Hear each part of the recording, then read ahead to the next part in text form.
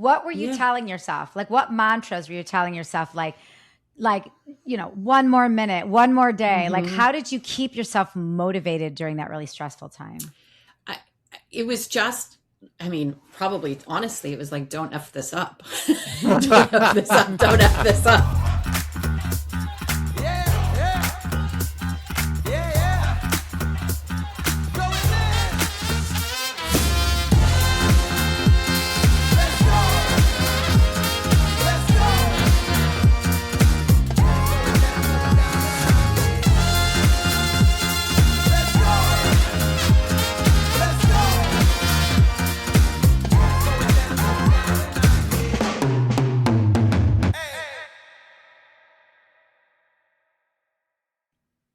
We're back. Another episode of Adventures in Business Live. You have Amani and Mandy. I was going to say Amandy. But it's kind of like our mashup name because my real name's Amanda. You know that, right? I remember that. Yes. So we're back. Amandi's like it's a thing. Amandy would be funny, but yes. We'll keep that in mind for future use. Yeah. What is new going on with you this week? Well, Amandi. We get to see each other this week. Yes. I'm going to be in Vegas. I have got one of my signature top client events, All About You Adventure. It is a brunch at the Aria Hotel on Thursday. And I got to tell you, MGM Resorts is one of the sponsors of the event, and they have killed it. Like, nice. Nailed it. Like, we have, at the beginning, we have a wellness lounge and a gifting lounge. And in the wellness lounge, we've got hand massages. We've got a face reader, like somebody a doctor that's going to read your fascial muscles and tell you 3 things you can do to de-stress yourself. Okay. It's going to be so awesome. We have, they're going to be doing Hugo spritzes. There's going to be chair massages, back massages. There's going to be an aromatherapy piece. There's a stretching area where it's MGM branded like bands. And they have their fitness trainer there that's telling you, here's stretches you can do on the road. Here's stretches that prevent you from like neck and back and shoulder injuries from sitting at your desk and from being on the airplane.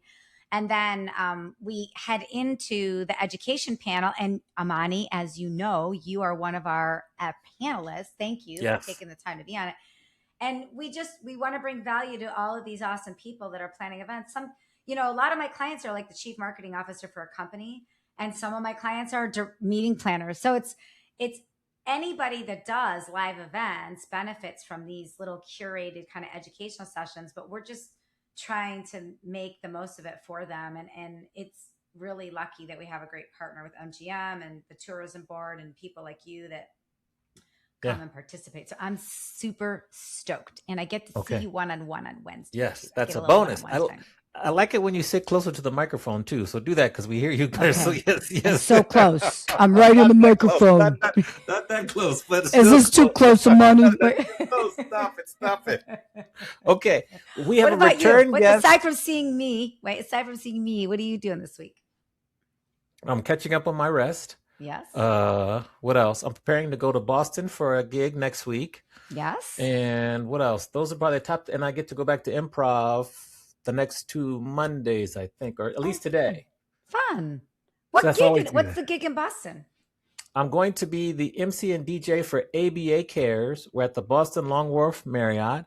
And my good friend Damona Hoffman, a previous guest of the podcast, love Damona. Referred me, and she's going to be speaking there, so I'll get to see her.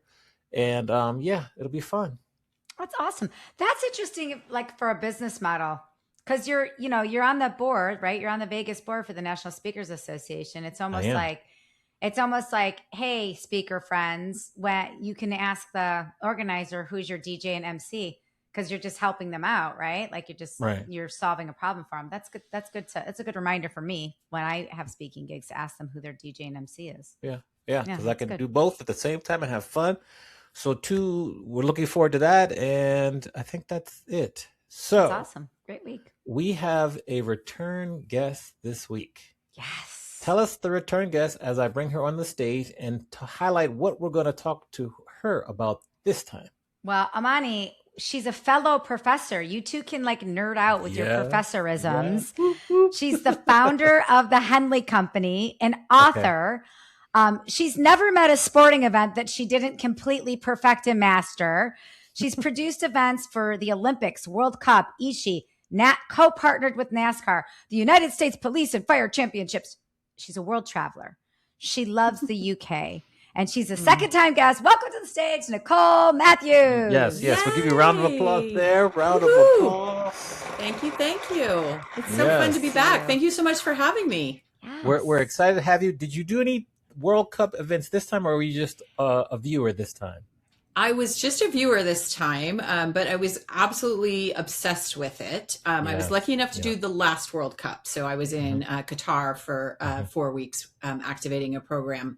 But after it was over, I was like, what am I supposed to watch all day long while I'm working? I am one who usually has a TV on in my office. And so, that was always fun to have that on during the day. So, yes, yeah. I will say, go ahead. I mean, of course I support Team USA, but as Mandy just said, I'm all about England. So I was definitely Team England and heartbroken. Okay. I think I'm in mourning for 4 years. Yes, you will be mourning. Shame on the England coach for parking the bus, because they could have won that game. He should not have parked the bus. When I say parking the bus, it means he played very defensively after they scored in the second half. He should have kept going because they would have won. Yes. I will say that football won in the end because Spain beat Argentina. Argentina was not playing well. They were being very thuggerish. They were just horrible. And I will also say that Egypt got robbed against Argentina because they should have been up 3-0 and they would have won that game. That's all I'm going to say. Thank you for tuning in. I'm with you on all that. Yes. I'm with you on all Mandy. that. Back to you, Mandy. Thank you for listening to my TED Talk. Oh, funny. Well, I want to congratulate you because you're at 19 years with running Henley Company. 19 I years. am 19. I know. I mean, I remember amazing. when you first started that business. That's so crazy. I know. You and I grew up in the industry together. I know. I remember being in the lobby of the Kohl Center. I think that was the first time like we met and had coffee together, and you were just about to start Henley, or you had already started. It was like new. Yeah. Anyways, of 19 years, right? What is something that you're doing today in your business that you weren't necessarily doing 5 years ago in your business? 5 years ago. Oh gosh, 5 years ago. I would say that I am probably more discerning about clients and what projects I take on.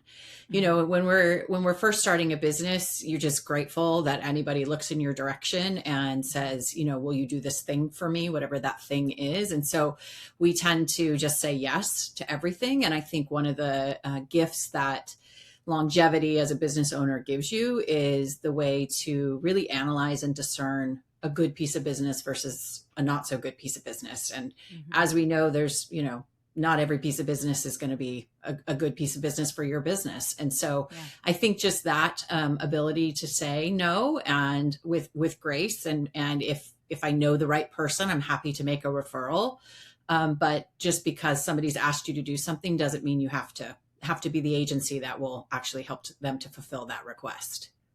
Now, I love that you say this because I was just talking with a client the other day who she's going through her business growth situation right now. 3 year, right? That 3 year mark. We've got like the 3, 6, 9, 12 mark. Like all these growth patterns happen. And I was coaching her a little bit about like not everybody's the best person for you and how to get out of it. What do you say? Like when you're on that discovery call and you can tell like this is not the right opportunity for you, but you don't want to leave them hanging. What is your approach to that?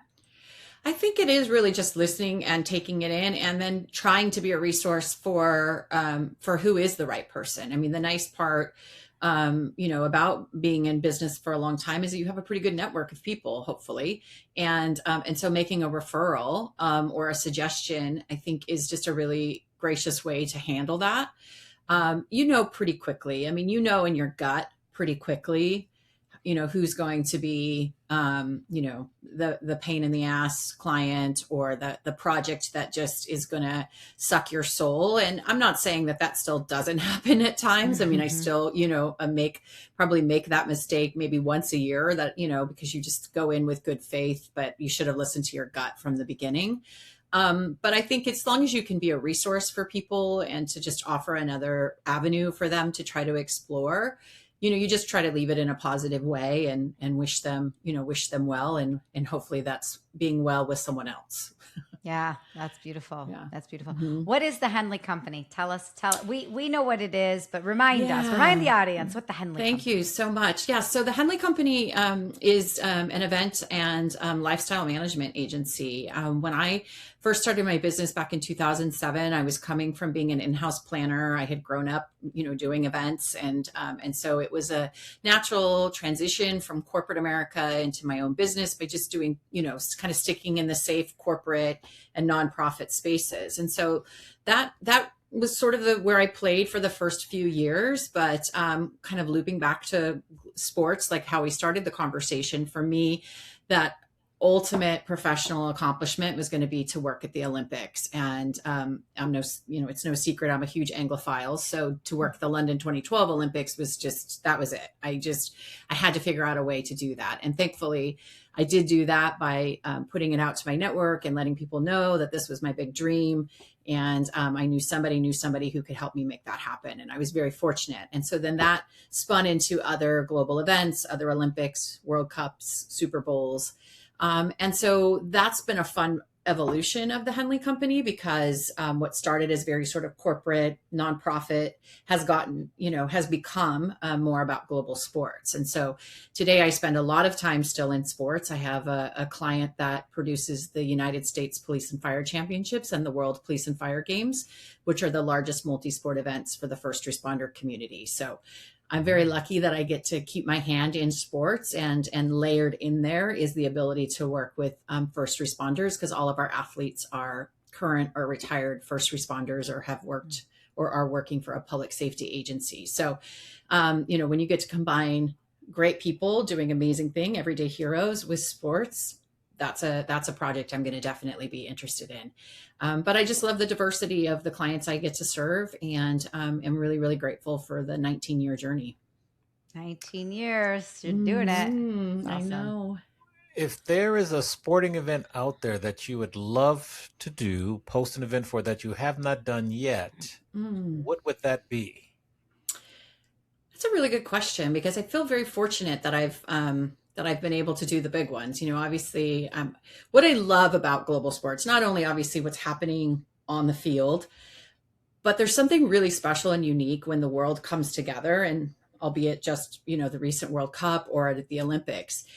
It's such a perfect little microcosm of how the world should be, right? So I just love being in Olympic Village or being at a stadium where fans are there, obviously rooting for different countries, but yet there's still this really beautiful blend of, hey, come take a picture with me with my flag, your flag, kind of thing. And there's just this real camaraderie and beauty of how the world should be. So maybe I'm a little bit too much of a, I don't know, it's my beauty queen answer of like, I just want world peace and kindness. But I think you find that in global sports. I think you do find the best of, right, the competition on the field, but the collaboration and camaraderie off of the field, which I think is just such a beautiful reminder of how the world could function, right? Could function. So I feel lucky. I know I didn't answer your question about what's kind of left, but if I'm lucky enough to do additional World Cups or Olympics or, maybe something at Wimbledon or something like that, that would be pretty amazing.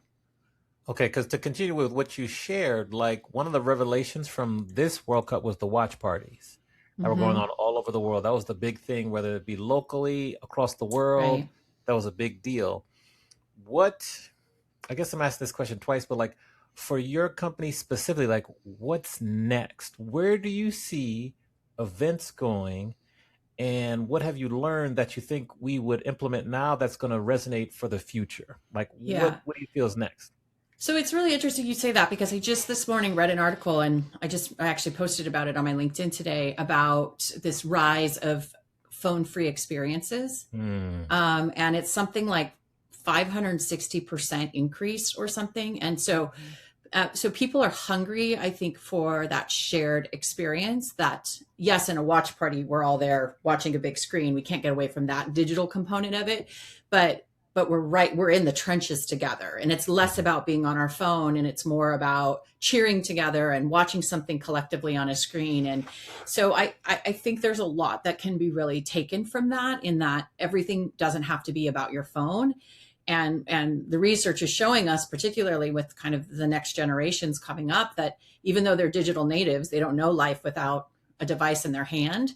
They are really hungry for those experiences that are not overly curated. They sort of just evolve as they're there, which I think is really interesting. Also, that, we as event planners spend so much time trying to curate an experience, right? I always say we're the puppeteer of emotion, right? You've got to be thinking about people from the moment they actually even get your, information or your invitation to when they go home. But I think what we're starting to see, the research is showing us, is that sort of less is more. Right? People just kind of want to come and kind of create the experience out of whatever it might be with whomever might be in the room. And so I think that that's a really interesting sort of development. And a watch party is a great example of that. People having a very shared experience with very little technology, even though they're watching it, right? They're not leaning into the technology. They're just watching that. So before I get to you, Mandy, like one of the things that was fascinating in the World Cup is that when the TV would shoot to the crowd, almost everyone had their cell phones and was recording the game was going on. And when there was a big moment, you would see people on FaceTime while at the game, showing the person on FaceTime what was going on in the game. For example, when anytime Messi would step up to take a penalty, a kick or free kick or whatever, everyone would stand up with their phones and record that instead of just watching it and being present. So that speaks exactly to what you're saying. Yeah, definitely. Fascinating. Yeah. Mandy, back to you. Well, I feel like this is turning into the World Cup interview, but I promise it's one last question since we have such an expert here with top of mind. It's top of mind. It is. So, my husband and I were talking about, we're like, the NFL, they want to be global, but they just can't figure it out. And I was like, if I'm Robert Goodell, right? I am sending my people out to all of these watch parties. I am sending them out to FIFA as a white paper study on how to make the NFL more global, right? And there were so many things I think that the World Cup did right. There were a couple things I thought I don't know if I would do that or whatever. But I from an outsider's perspective, if I'm the NFL or the NBA or hockey or WNBA, I'm looking at what they did and trying to transfer it into my own business in some way. For you, as an outsider who's also worked the World Cup before, what would you have done differently? Well, I think that where I would say that the U.S. probably was too U.S. is in the production of it, and meaning the halftime show, right? Now, you go to any other part of the world, and there is no halftime entertainment at football, American football or soccer football, right? You're trying to force something into what hasn't been part of the game. And I think sometimes we can Americanize things too much, right? Where we lose sort of the grit and the in the trenches with my team. If I have to stop for a halftime production, which already doubles the halftime. So as a player, now that's a little bit different. How are the players staying warm and hydrated and all of those kinds of things? So I think that there's times when the US can Americanize things too much, not necessarily to better the experience for the fans, the global fans. So to your point about the NFL, I would caution them by instead, you can't take American football to Europe and try to make Europe America. That's never going to fly. And I think that that's one of the things that we try to do. If it works for the Super Bowl halftime entertainment, because that's the most watched thing, that's going to translate to the global audience. And I don't think that that's true. So, there's something really amazing about the European football system where there's different divisions and there's relegation and there's just sort of this very, like I said, it's in the park. You grow up with your team. There's nothing flash. There's no lights and music. It is all on the field. And I think that that's what we tend to do as Americans is we just want to make it as a spectacle and a production, and we lose the sport. right? We lose the actual sport. And so I would just caution that we don't do that. Like, let's not try to make the rest of the world American in that way. There's plenty of people who are trying to do that already, which isn't what we should be doing. So great insight. Great insight. If we had some snaps, some finger snaps, I'd be snapping my fingers because you are preaching to the choir. I want to switch gears for a minute because you recently told me a story about the power of partnership. And I think so many times we live in this silo of whether it's an event or our business, we just live here and we forget to look at the peripheral. So can you share your story about how, you're in the midst of planning and doing the logistics for the police and fire championships, and you realized that NASCAR was also in town around the same time. Can you share the brilliance of that partnership and how everybody kind of won in that? Because I think that was really smart. Yeah, thank you. So, you're always kind of trying to keep your eye out on, what's coming, where there might be opportunities for partnerships. And what can be a little mind boggling, I think, for those of us who run an agency is we're having to think about multiple clients. It's not like the U.S. Police and Fire Championships is my only client and I'm only thinking about that all day long. So I'm constantly having to think about, different clients and where there might be partnership. But as soon as I heard that NASCAR was coming to San Diego, I know very little about NASCAR, I'll be honest with you. But I knew enough to know that they are pretty first responder friendly. That audience tends to be very pro first responder.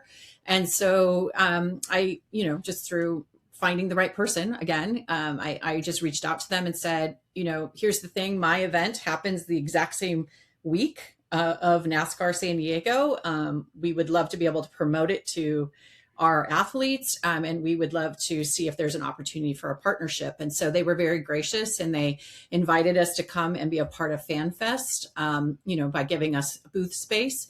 It was great for us because it allowed us to do some brand building and to reach out to both current and potential athletes that might be there. We knew that not everyone in the NASCAR audience is obviously a first responder, but many of them have first responders in their families. And so it was simply just an email introduction and then a follow-up phone call. And then how can we best support each other? And no money was exchanged. There was no real formal agreement other than, we'd love for you to have this space and we'll put you through that process. And so we were very fortunate to be able to do that. And it was a great showcase for us, the games. And it also just exposed us to a whole new audience. And I have a real new appreciation for NASCAR. It was very interesting. I was very proud of San Diego and the event that they produced. So it was just fun to be on site for those 3 days in Coronado and being a part of it and celebrating another amazing event that was happening in San Diego. Yeah. What I love about that is your antenna was up, right? So what message would you give to other people out there that they're working on one thing, but that thing crossed past you and you had an idea for it? What message do you have for people about their antenna? I think you just have to constantly be aware of what's happening. You have to be listening. You have to think about where there might be an opportunity. And more importantly, I think you have to not be afraid to just send an email and invite the conversation, right? I mean, they're so busy at NASCAR San Diego. They weren't thinking let's go find a first responder organization, right? But as soon as I crossed paths with them, they said, yeah, this aligns with our audience. And this is a good thing for us to do to support the first responder community in a small way. I mean, just having a booth and a very large footprint. I mean, so to be fair, it didn't cost them anything for us to be involved, but they certainly could have said no. And I realized there is a value to, having people on site. So for me, it's just always just making that ask.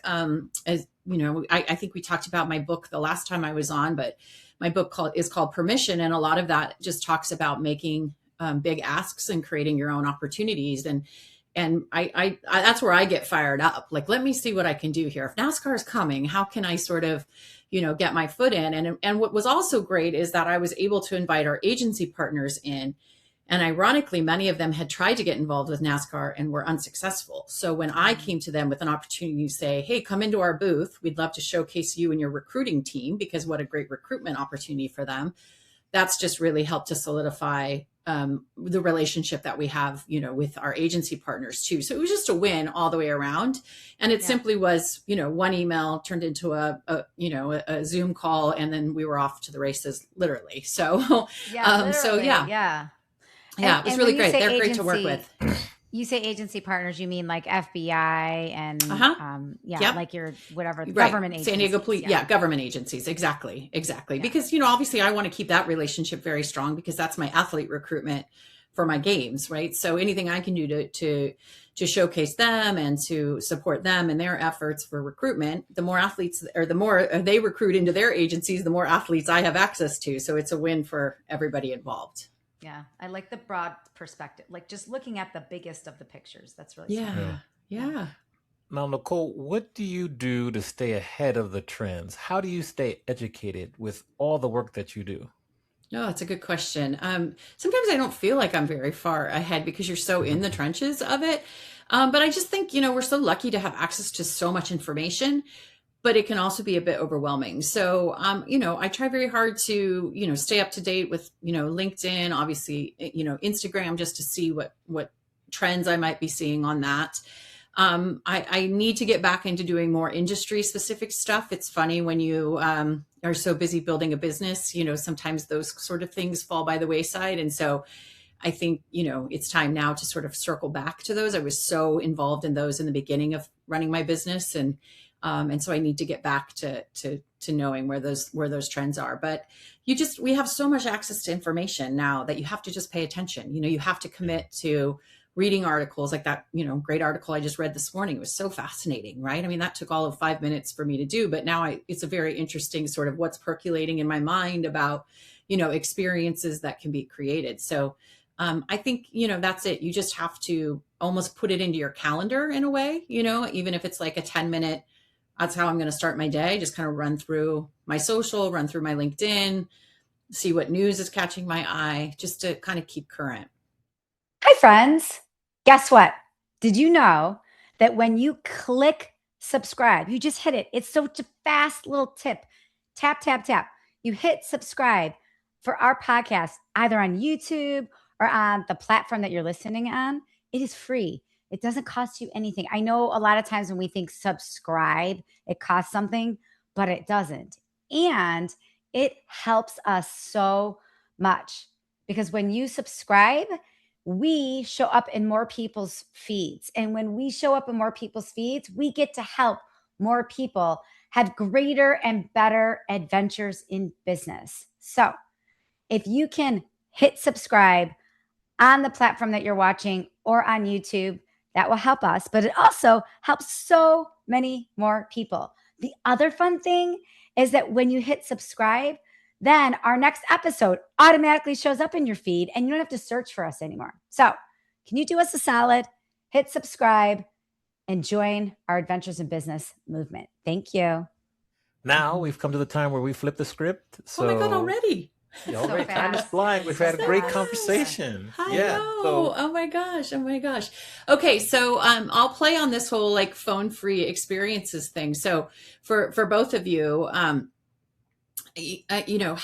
can your world show up in an analog sort of way? Meaning, like, what would you advise your clients to do to lean into analog, without getting too far away from obviously the services that they would hire you to do? Yes. Well, I'll go first, Mandy. You go, man. You go. As a music person, as a DJ, we are analog. We are absolutely, that is analog experience right there. So just accentuating music, definitely even become like tech free or whatever, little lockers. I think Dave Chappelle was the first person I heard that when you go to his show, you have to put your phone into a locker. I've done it. Yeah. Yeah. And so just do that, embrace, all vinyl sets from DJs, or, it can be regular sets, but just the music and just let the music, even listening parties, just all about music. Music is analog. So step into music even more. Mm-hmm. Oh, good. I love that. I love that. Okay. I'm going to answer for both sides of the business. So from a conference standpoint, we just had this happen at my All About You Adventure event last year. Is at the very end of the speaker, Gary Ware was our speaker. He was amazing. He talks about the power of play. and he challenged everybody to a group. It was 50 people, a group rocks, paper, scissors championship. Oh, yeah. And it was 2 people were doing like rocks, paper, scissors, shoot. And then if you lost, then you had to then start support that person and like cheer them on. So the losers became the cheerleaders until you got down. So everyone's like cheering for somebody till you got down to the final 2. And then you got the final 2 and then you got the cheerleaders surrounding them and they're like rocks, paper, scissors, shoot. And everyone's cheering and laughing. And it was like the best way to end a speech. And that was a great transition then into dinner. Mm-hmm. And we didn't have a microphone.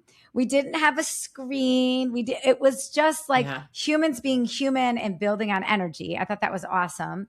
Great. So more of that kind of stuff, whatever that is. Yeah. And then from a sales coaching standpoint, I've been talking a lot about this of like, the follow-up statistics show that 80% of the business closes after 5 follow-up attempts, and people get lazy. They just send emails. And if you're only sending emails, you're not going to be successful. So we got to rotate that 5, right? And one of those 5, I think, is very important, are handwritten notes.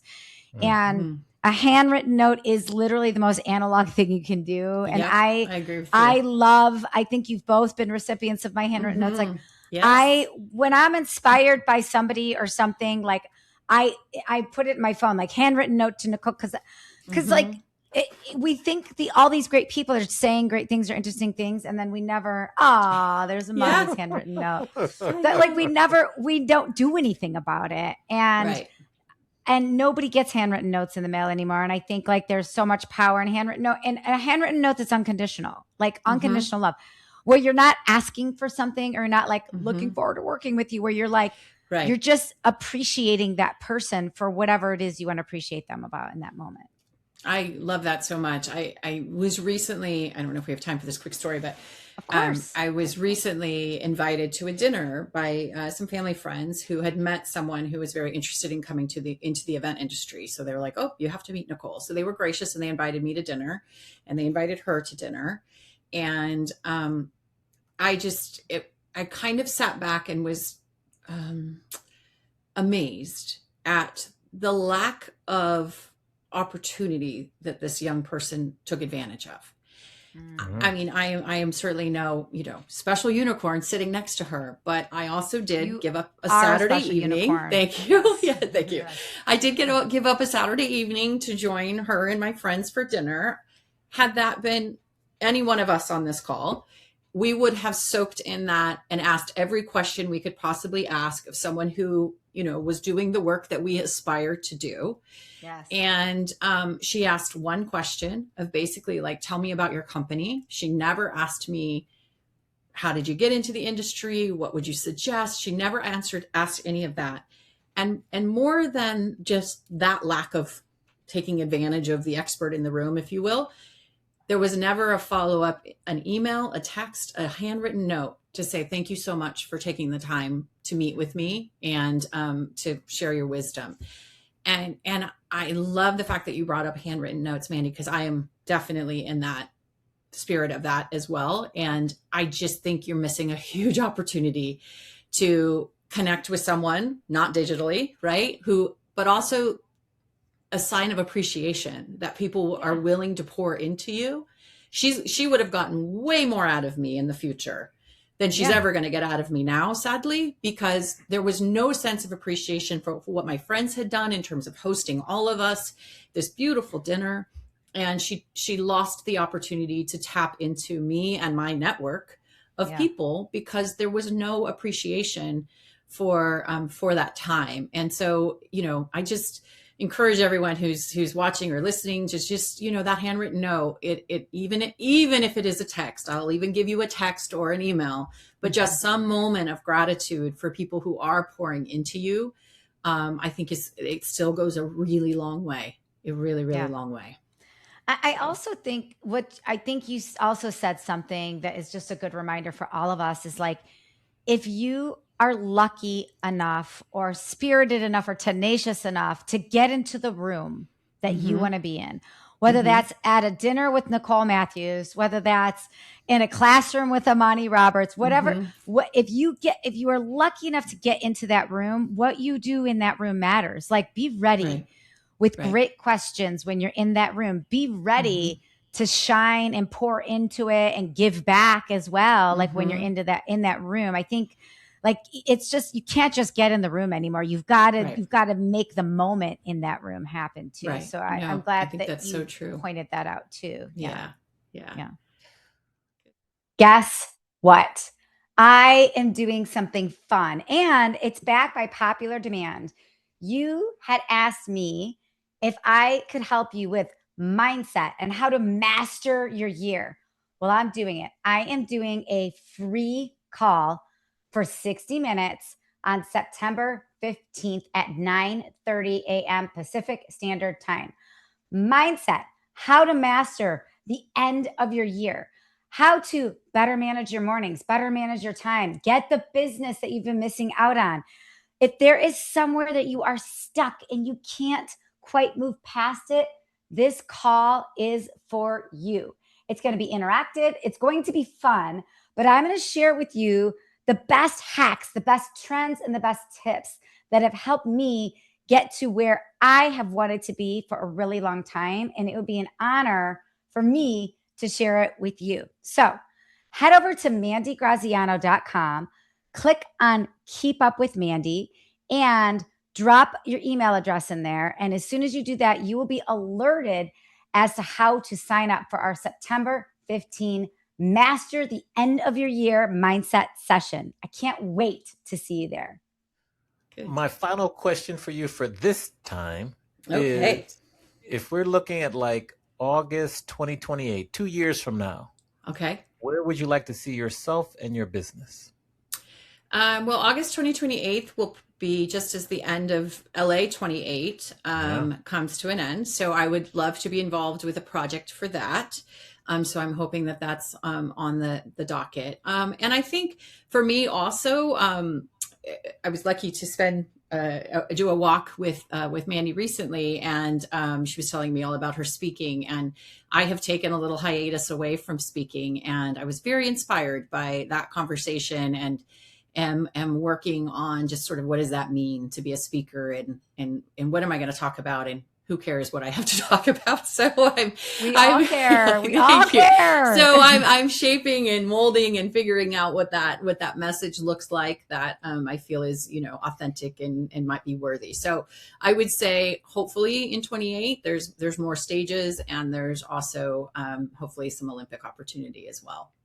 I love it. All right, let's see what happens. Let's I go, Mandy. Over to you to close us out. I had two final questions completely unrelated to each other. So you great. recently were involved in a secret event. You don't have to name the organization, but you were involved with a secret event. Mm-hmm. And you talked about the logistics of like getting airplane tickets for this secret event. And that secret event was like out of the country, and like how complicated all of that was. Like, what can you say about that event? And what can you say about the experience of, like, sometimes people think these things are impossible, but like you can always find a way. So what can you just say about the fortitude of pulling off what seemed like an impossible feat when it comes to an event like that? It definitely did. So very quickly, and I know that you want to have the team from the women who run Club Ichi, but Club Ichi is a community of event planners, event marketers. There's really dynamic, amazing community. And Nicole and Liz, who are the co-founders of that business, I've been lucky enough to be close to for a while. And so in 2019, we did the world's first secret business trip, where we had attendees that flew to New York City. They knew they had to be there by a certain date time.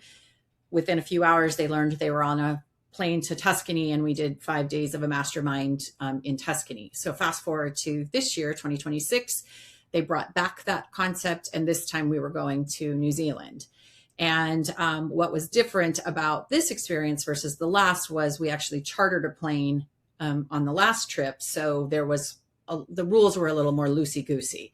When you start to get with a traditional airline and things like travel visas that are required to get into foreign countries, and you're dealing with people who have no idea that that's about where they're going, there definitely takes some massaging of all of that. So I was invited, and the Henley Company was invited to come in and handle all the logistics as we developed that program, and airline tickets and visas fell under my area of responsibility. When I tell you, in the 19 years of running my business, the day that the guests got to LA, they were at LAX, they learned that they were going to Auckland within 6 hours. And I was already in New Zealand waiting for them to arrive. And I knew that they were going to the airport to get on their flight. And it was 100% on me. If they had airline tickets, if they had the correct visas, because I knew once we got them into the country, we could always course correct. We can get a different bus. We can go to a different restaurant, whatever it might be. But if you can't get people to the country to have the experience, right, this is all going to go sideways very quickly. And a lot of people were counting on me. And I can tell you that that was probably one of the most stressful days I've had in my career, knowing that they were all at the airport and they were starting to check in. And I held my breath for probably 90 minutes, knowing that that was happening on the other side of the world. and I cried tears of relief, literal tears, when Nicole texted me and said, we're all through. We all got through security. But you know, those are the moments of like the great challenge of trying to figure out how to do that and get people to a country they had no idea they were going to, and figuring out how to work with the government and get the documents that needed, again, without people knowing that that's what they had.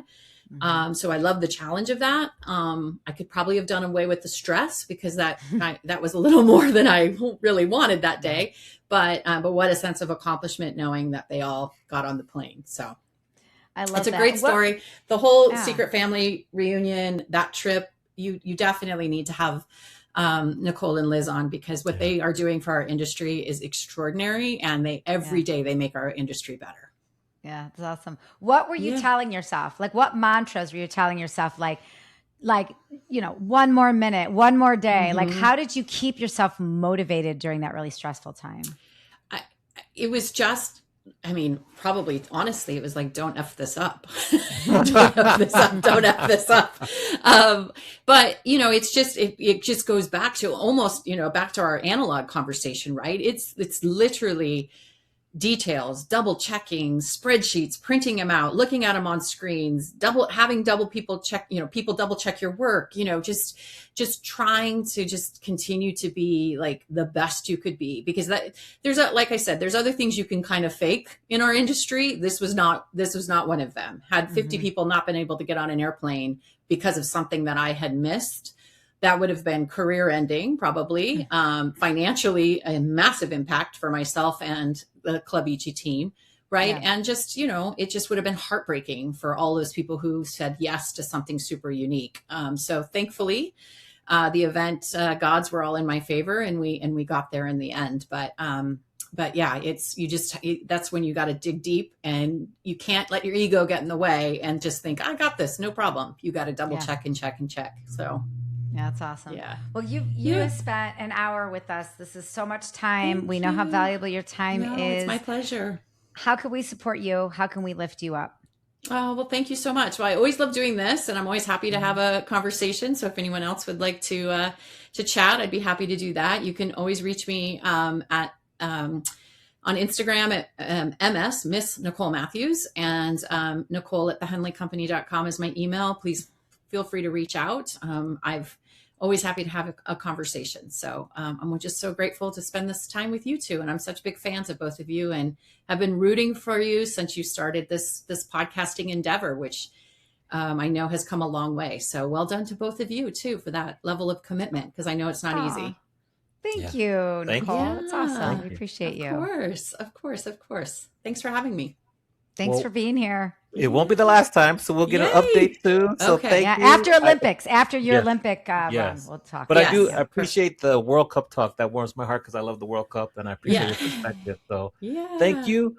Keep doing great things for our industry. We're going to put you back in the green room, but first we'll give you a round of applause. So round of applause for Nicole Matthews here. Thank you. Thanks, guys. Talk to you soon. Thank you. Okay. Bye.